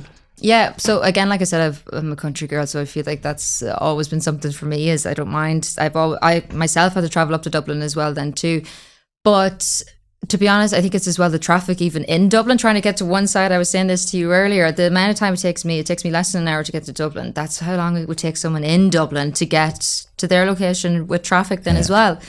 So I think we're in a good position at the minute now as well, because obviously the brand is growing, but we're able to keep it to a place where it's like we have our office and it's really personal. Like I said, I'm in there every single day with the guys, so it kind of just creates that more like a great culture in the office. I think that's a massive thing that we really want to have, as well as like people really leaning on each other and helping each other. And we haven't really found, I know we were talking about this too, from like work from home culture then as well. We have people who commute literally hours to come down to us then as well. So people, I think once they're that driven, they don't mind like commuting then as well to where they want to work, and when they really believe in the brand as well, and we can see that. So how do you look after your mindset? Yeah. Because it's I can feel the passion coming off you. It's class. Like, because I've interviewed so many people, and sometimes I kind of feel they're going through the motions, because either they're not mad about the idea they're pursuing, but it's kind of going well, so they keep going, or they're kind of like out of love with it. They've kind of like reached the thing where they're like, I'm kind of done with it now. Like the passion coming off you is class. Like, how do you manage your mindset though? Because you are clearly all in on this. Yeah. But how do you manage to make sure it doesn't consume you? I think it's hard, because I think a business will end up consuming you. Do you know that? As I was asking the question, I was like, I think I know the answer. Yeah, it's going to end up consuming you. But I think it's understanding that and realizing that when you get into a business, this is what's going to happen. You have to work. Do you know, there is going to be sacrifices that you have to make, but you have to look at the bigger picture. And I think that's kind of what I'm focused on as well. And I think, again, because I'm in such a fast-paced industry where things are constantly changing, there's always something new to learn, and there's always something new to kind of perfect. Do you know, it's funny, like obviously we've come out with so many makeup products now at this stage, well over 100, that you're like, is there going to be any makeup left to like make in the world? But that's really exciting for me, is thinking of something different and is there new markets we can enter into? Is there new this we can do? Is there new marketing thing? Like, what's something we've never tried before? Like, I love that. I just feel like it's constantly evolving and constantly more things to learn. I voice noted my friend Pamela. She's like my go-to for anything beauty. I was like, Pamela, Keilidh's coming in. What should I ask her? Yeah. What are the inside things that I don't know about? She goes, ask her how the hell she innovates so fast. And I was like, I'll ask her.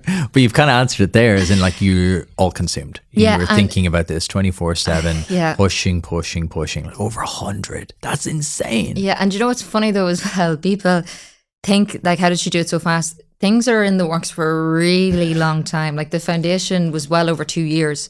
Because you think about the back and forth. Okay, this is my original idea. Let's do this. That doesn't work. I don't like that. And that could be a simple thing as like the tiny little print on it or like the carton. Sometimes I actually find the packaging can be harder to do than the actual product in itself.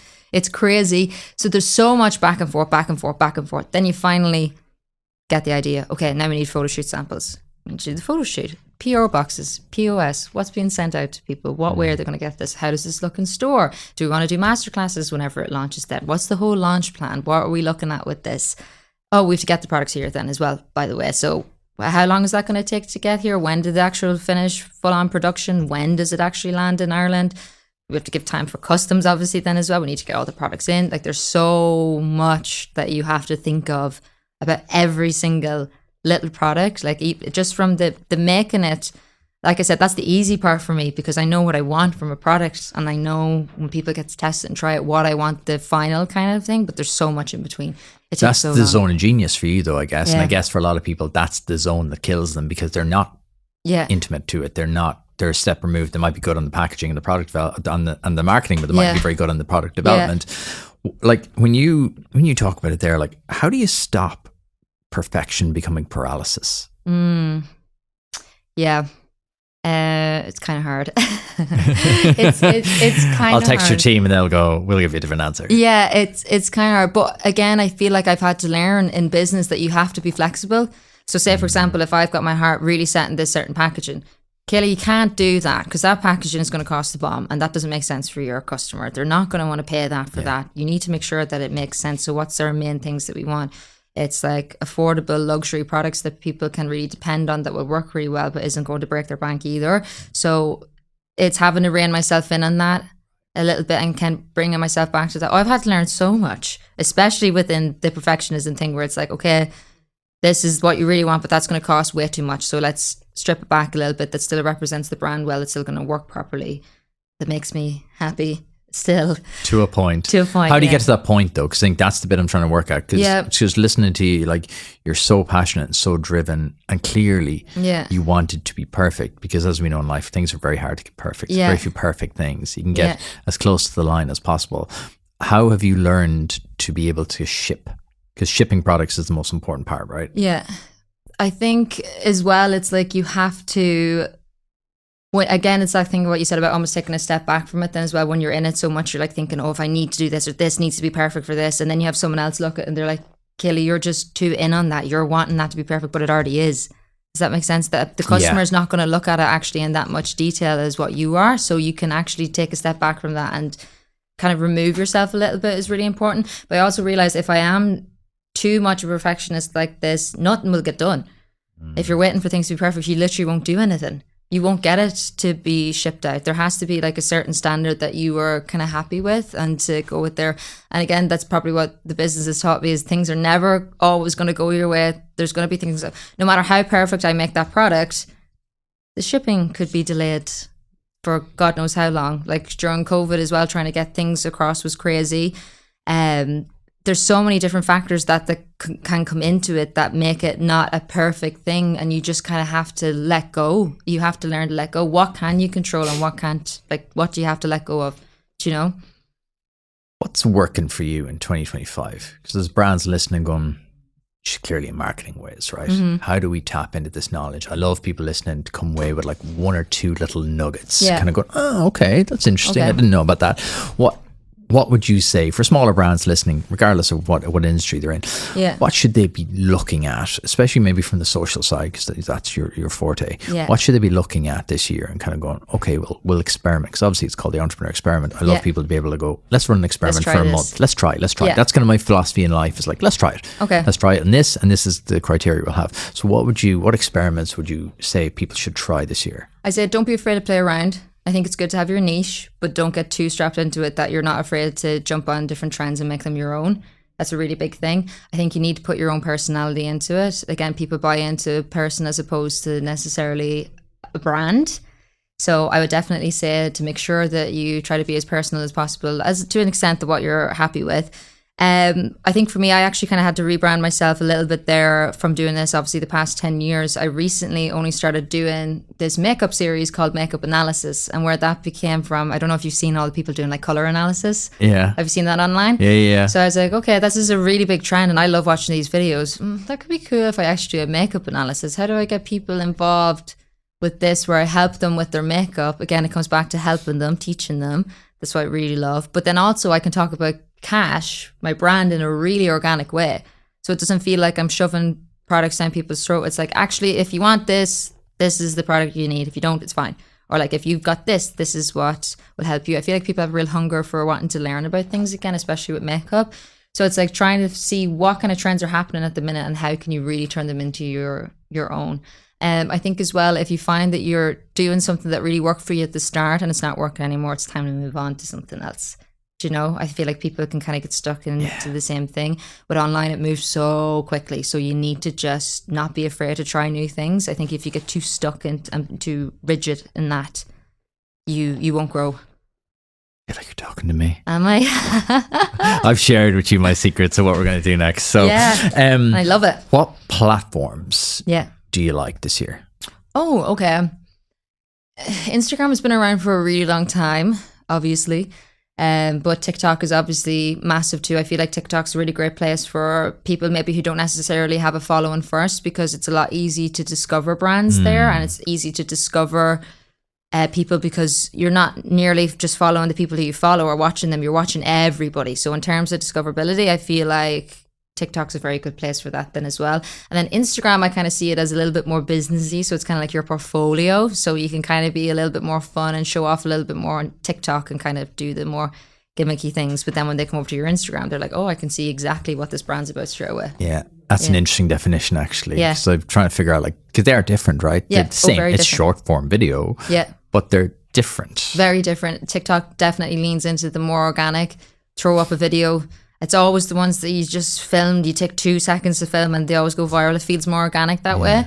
Instagram's a little bit more professional, I would say, in terms of like what is being posted and what does well. It's very different content, performs better on each one. Yeah. It's a real insight. It's kind of like TikTok or Instagram is now what your website used to be. Yeah. It's like your portfolio, your platform. 100%. People go to, I'll learn more about Keilidh. Yeah. Whereas now TikTok is kind of like, it's mad. Like someone said, like, it's the TikTokification of content. Yeah. It's that like followers are becoming not less relevant, but content is the arbiter of what works. Yeah. If yeah. you're good the content, engagement. it'll go. It doesn't matter if you've 100,000 followers. If you've bad content, it'll just stagnate. That's TikTok. That's what TikTok has done, 100%. It's more so about pushing content that they want. They want people to stay on the platform as long as possible. So if your content is engaging, that they're going to put people more towards you as opposed to the followers that you have. How do you not get burnt out from social? Again, it's because it's always changing and I'm constantly inspired by what people are doing. I love that. I do think, you kind of maybe have to take a step back and kind of look at it and be like, okay, this is what I was doing and now it's not working anymore. So let me change up the direction here. I think it's really important for anyone wanting to do social media. It's great. Of course, you need to know your insights. You need to see everything. But as humans, it's very easy for us to put our value on something that has a number attached to it. It's so easy. Like your personal value, you'll value yourself off this number. So if this number didn't do as well, oh no, now I've seen it so many times with other content creators where they start creating content for no other reason that they love creating it. Then they start getting followers and they start getting views. And then it's like, oh wait, that one didn't do as good as that.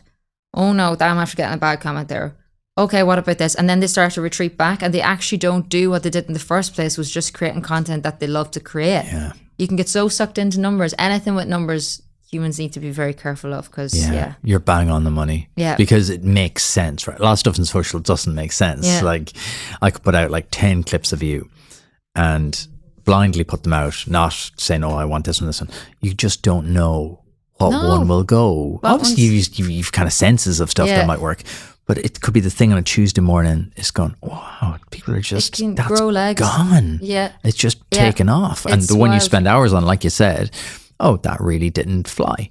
So that's why I always say it's about creating stuff that you enjoy, or like if you had fun creating it. And I know that sounds a little bit cliche, but it is really true. And if you feel like it represents your brand really well, I think TikTok's a great place to do that, because again, I know for myself, even with Instagram, I was like, okay, this needs to be perfect, or you need to have perfect lighting for this, or it needs to kind of have this, because you're showing off. I feel like when people come to your page, it's more of a portfolio. But with TikTok, then I was showing people what I had for dinner almost. People love that stuff. They love getting the little insight, and I'm trying to show a little bit more behind the brand as well, because again, people are really enjoying that kind of content. I love that content. Yeah, I don't care the industry. I'm just fascinated by how. What are you doing? Why did you make that decision? Yeah. Why you pick that color? Like, they get to kind of really see that, I suppose.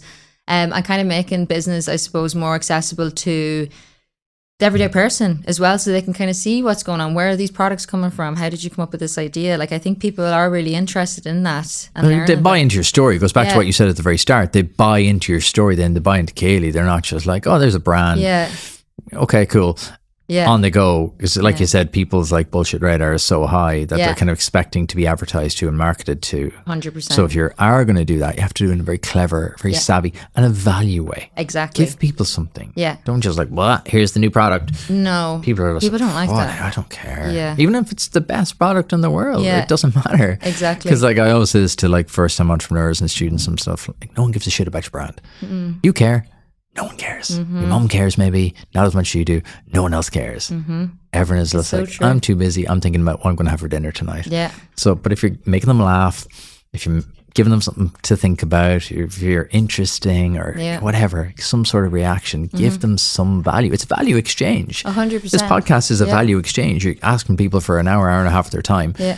Better be really interesting. Yeah, better be having fun. They better be learning about you and kind of going, okay, that's why I love kind of breaking that down in such detail, because then people go, okay. I get it. Yeah. I get TikTok a little bit more now. I understand, because people are terrified by social, even still in 2025. Like, it's a non-negotiable for me anyway, as business owners. You have to understand it. You do. You definitely do. And I get it. It's a scary place, and like that, it's constantly changing as well. But you have to be able to adapt, and you have to be able to learn. Like, this is the biggest thing, I think, having a business as well. You have to be willing to do that too. Do you know? You can't just be stuck in your box the whole time.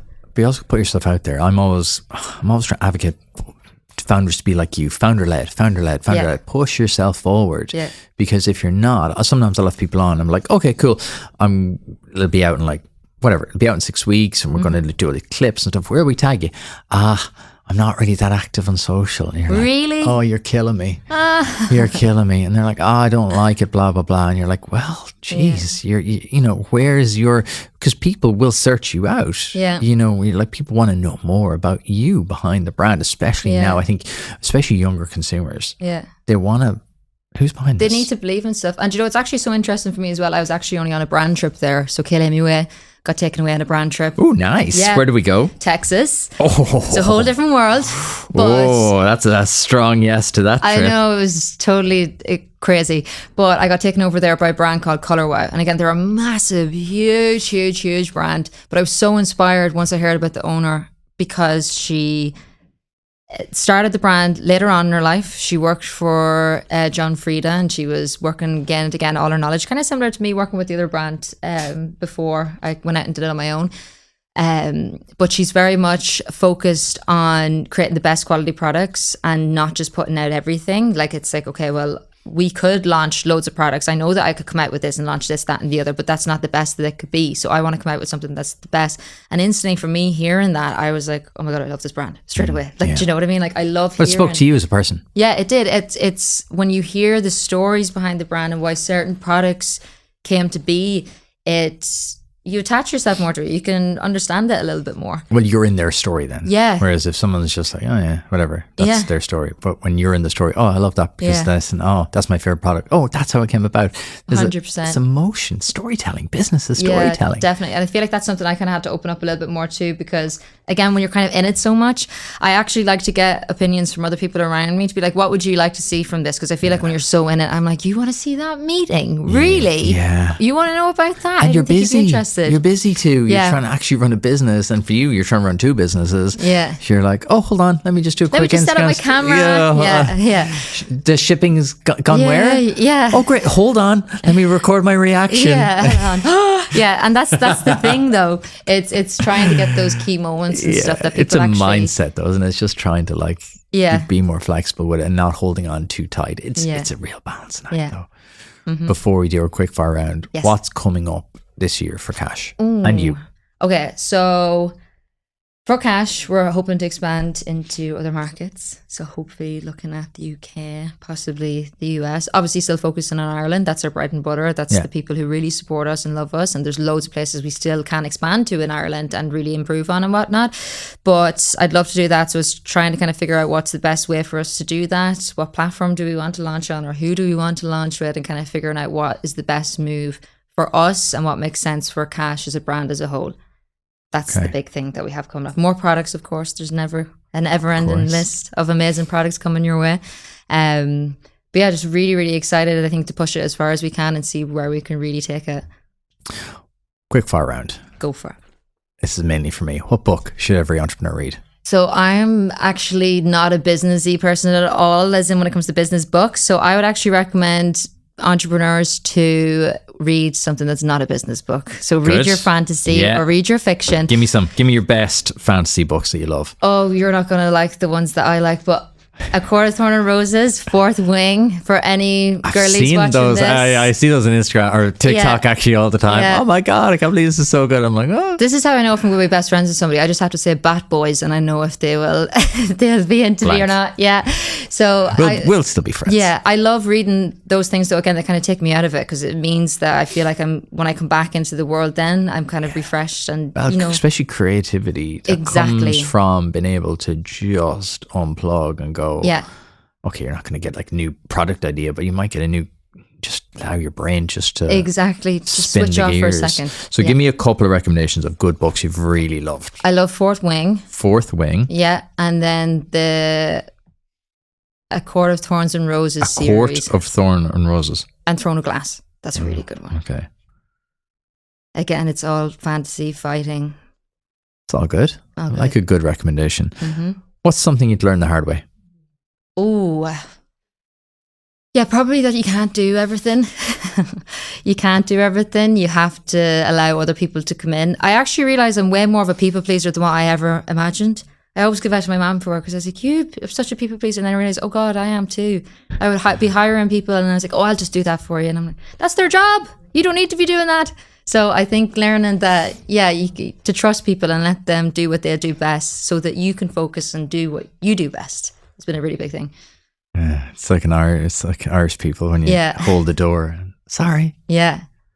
What? And we say why did I say sorry about that? Yeah, and in 3 different ways as well. Sorry, excuse me, sorry. It's like we can't just say one word. It's like we have to give them the whole dictionary. Yeah, I've literally tried to stop myself doing that. I'm like, just hold the door and go, there you go. Yeah. It's all good. Yeah. What have you sacrificed to achieve your success? I feel like all entrepreneurs probably say the same thing. It's probably personal time. And missing out probably on spending some family time and whatnot. That's probably the biggest thing. And obviously, your time, even your evenings, you're spending it working. When you work on your phone, what's something you have on you constantly? Your phone. So you have access to your business 24/7. I try to look at it though as spending the time where I need to make sure that I put in time for personal time. And it actually makes me appreciate my family time and personal time a lot more too. So it's not being able to do everything every weekend, but the time that I do get to spend with family, I make it really worth it then. So although it's a sacrifice, it's also given me a new appreciation for it as well. And I suppose, it's hard to kind of see it as a sacrifice as well when you know that you're building towards something that will hopefully benefit them I'm like, you won't be giving out about it when I buy you a lovely big house someday. Well, I think it's nice because then you're there. Exactly. I think a lot of people go through life, they're there, but they're not there. They're on their phone or they're thinking about work. I think that'll become a superpower as well, I think, in terms of like the new world where it's kind of blending for a lot of people as well. Even in jobs, people are now blending, like phones are like awful in terms of your focus and distraction. You're always kind of contactable. Yeah. But I think a superpower will be being able to unplug and to be able to be there when you're there, be off when you're off. Someone, I read it and it was a great line, don't be a simmering 6. I was like, that's great. Don't be always like kind of there, kind of tipping along. Don't be a simmering 6. It's like be a 9 or be a 0. Yeah, be totally chilled or be absolutely killing it. Yeah. Don't be stuck in that kind of like state of anxiety. Yeah. Enterprise Ireland helps to support and fund a vibrant startup ecosystem, providing supports, insights and network connections to the most ambitious Irish startups. From expert advice to raising funding, exploring opportunities in international markets, to strategic planning, Enterprise Ireland is here to support you in those important startup moments. For more information about how Enterprise Ireland can support you on your startup journey, visit enterprise-ireland.com. Enterprise Ireland, helping Irish startups go global. What would you do today if I give you 10 million euro? Oh, okay. Is this businessy or nicety? Anything at all. Well, of course, give us some fun answers. Of course, anything you're going to donate to charity. Oh, of course you're going to. Yeah, but I think first thing you're going to do. Yeah, I'd definitely buy my mum a house. That'd be a really big thing I'd love to do then, obviously, as well. And then I think I'd have to maybe go on a nice big holiday. Where? I'd love to do a safari. That's like, I think, one of my biggest dreams. One of my biggest dreams was actually going to ride Western, which I done in Texas there. Going to what? Ride Western, like horses, Western. Okay. So I got to do that. That was one of my big things. But another one of my big 5 is a safari. I would love to do that. Okay. Yeah. And then, of course, the rest of the money I'd have to invest into cash, wouldn't I? Of course. But you got, like, I always find it sad when people are like, oh, I just put it all in the business. I'm like, what are you living for? What are you living for? Have a bit of crack. Yeah. What are you living for? Can't be like a crack vacuum. What are you working so hard for? Exactly. Few weeks, business isn't going to make it or break in a few weeks. I'm going to give you 1 million euro. You can invest it in one other person or one other business. Okay. Who would you invest that €1 million in? Let me see.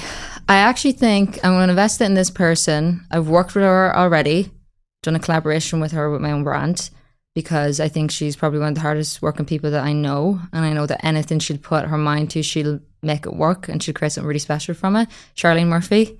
Oh. She's incredible. Yeah, okay. She's like a content creator machine, a really lovely person, so hardworking.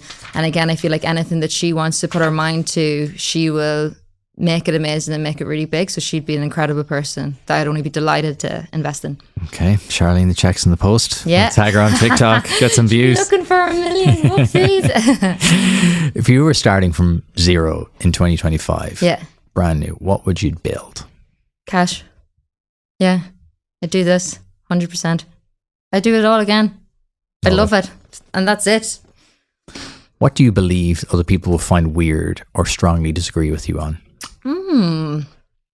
Okay, I don't know if this is an unpopular opinion or not, but I just know, especially in the creative industry, you're gonna probably end up doing some work that there's not a like financial transaction involved. Firstly, I know whenever I first started, I was working with so many different people for free or just showing up because I just wanted to get my name out there almost. It's like finding the balance between obviously making sure that you're not being taken advantage of, but also realizing, okay, if I do work with this person or I get in with this person, that this could lead to that. That's happened to me so many times in my life. And it really is about who you know and the reputation you kind of build for yourself. Yeah. So yeah, that's what I would say probably on that. I agree with you. The creative industry is a little bit of exploitative. People ask you to do stuff for free. People ask me to host events for them for free. Yeah. And I'm like, you got to be kidding me. It's about finding the balance though, that 100%, because like I said, that brand I was working with, Morphe, they never would have seen me if I was not posting stuff. Precisely. Because it was organic. You got to make sure there's a value exchange. 100%.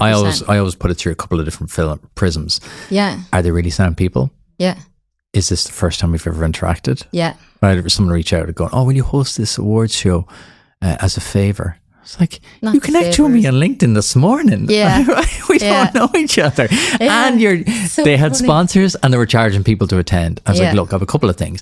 If you're charging people to attend and you're charging sponsors to pay for it, I kind of have a thing. You have to pay people You know that they have who are money. working Yeah. there, in fairness. But I believe that as well. Like, and I've done it in the past where you'll work with brands to go, there's a value exchange here. They're going to give me 100%. they're going to give me exposure and access and a leg up the ladder in terms of like, well, I'm getting to interview that person. Yeah. Okay. And that could lead to this. And I'm getting more experience by doing this. I think you can't put a value on experience when you need it. When you need know, when it. you're At the start. Yeah, when you you're starting have out, 100%, there's stuff that you need to get stuck into and just do because it's going to make you better. Yeah. And the long run. visibility. You're seen to be a doer as well. 100%. What's been your worst investment? Probably my time management. Yeah, my time management. Spending time doing things that I shouldn't be doing, or, you know, not on the things that I really should. I feel like that happens in business. Sometimes you get really sucked into the nitty gritty little things and you're like, wait, why am I doing this? I should be focusing on the bigger thing, the creating the makeup, not looking at the social media posts that are going out. Or how many stories did we post today?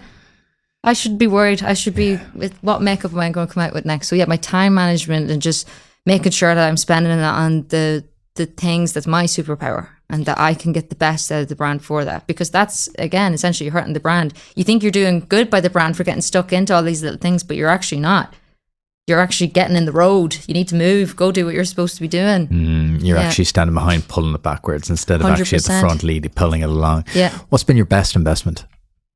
Again, it would be cash then. It would be investing my money and my time and all my expertise into that. I really do feel like everything I've done along the way has built me to this moment. Everything I've learned from being a makeup artist to then marketing online and how to, you know, post my videos and content and whatnot and how to sell products. I feel like it's all kind of led me to this moment to hopefully build something really special, to create products that make people feel beautiful, feel confident, that makes their everyday a little bit easier, or, you know, brings a smile to their face if it's a product they love. Like, that's all I could ask for, honestly. What's your final piece of advice to every aspiring or current founder listening? Just do it. Literally, just get started. You don't have to know everything. You learn as you go. Just get stuck in. If you have something that you really love, you're really passionate about, you're willing to put in the hard work, that's a really big thing. It's going to be a lot harder than what you even expected. I obviously knew starting my own brand was going to be a lot of hard work, but it was harder in ways I never even imagined. So I think know that it's something you really love, you're really passionate about, and don't let anyone stop you. It's a really big thing. Don't let anyone. I was actually told whenever I was first starting makeup, they were like, how are you going to make a life for yourself doing this? I didn't know what I was going to do, but I just knew I was going to make it happen.